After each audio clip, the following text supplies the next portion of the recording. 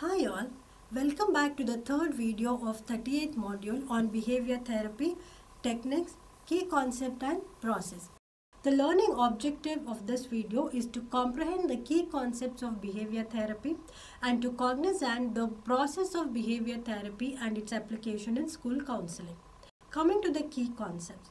Today, behavior therapy is a state of rapid change and development. Rim and Cunningham in 1985 have given some concepts that characterize behavior therapy. The first concept is it focuses on open, observable behavioral practices and cognition. The early behavior is focused on overt behavior. Lately, the cognitive domain is also viewed as an important mediating factor in relation to behavior. Secondly, it centers on the here and now. Information on past experience is considered important as it is concerned with the current treatment. The focus is on understanding and treating current problems relating to behavior and cognition.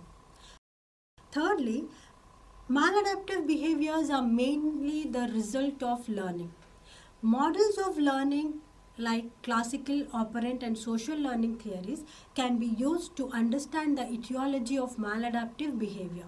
Learning principles can therefore be used to change maladaptive behavior. Fourthly, definite concrete goals are used. Goals are stated in observable, measurable terms at any given time. Fifthly, it is committed to the scientific method. Behavior therapy utilizes the principle of scientific method to evaluate techniques and procedures. Assessment and treatment are viewed as part of the same process, creating a built-in mechanism for research and accountability. Now coming to the process of behavior therapy. In the process of behavior therapy, the counselor employs an active and directive approach where problem-solving strategies are used frequently. Also, the client is expected to take an active role in the counseling process. The client should engage in the process in terms of assessments like self-monitoring and treatment by gaining new skills and behavior through work and practice. It is also noted that the nature or the quality of the counseling relationship has a direct influence on the outcome of the behavior therapy. Adding to this, Swan and McDonald in 1978 found that behavior therapists reported that relationship building procedures were among the most frequently used.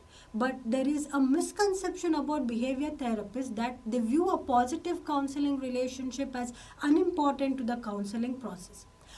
Obtaining essential and needed behaviors and coping skills and overcoming self-defeating cognitive processes are also one of the specific and substantial goal of behavior therapy.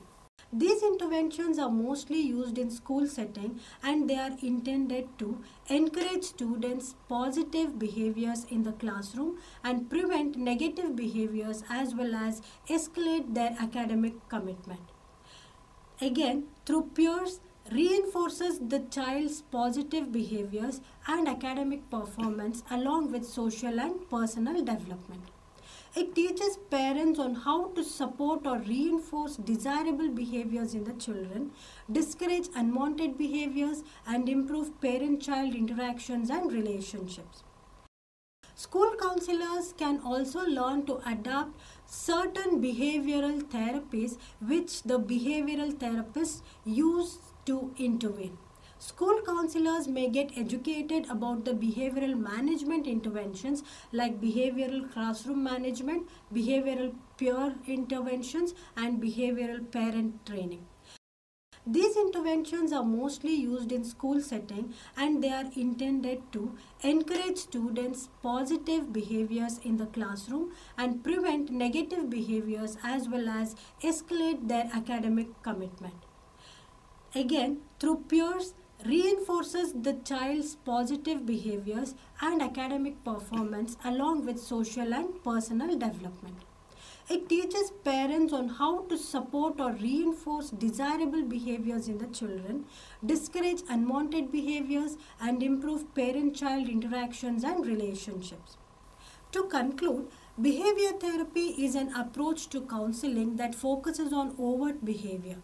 The counseling process emphasizes the importance of establishing clear goals stated in behavioral terms. Progress in behavior therapy is indicated when there is a change or modification in behavior. Behavior therapy has been proven to be effective in treating children and adolescents with behavior problems. School counselors can adapt the behavioral therapy approach when teaching social skills in classroom or group setting. They can teach children various social skills and how to apply those social skills to maintain relationships in and outside the school. This will enhance their academic and interpersonal competencies. Thank you.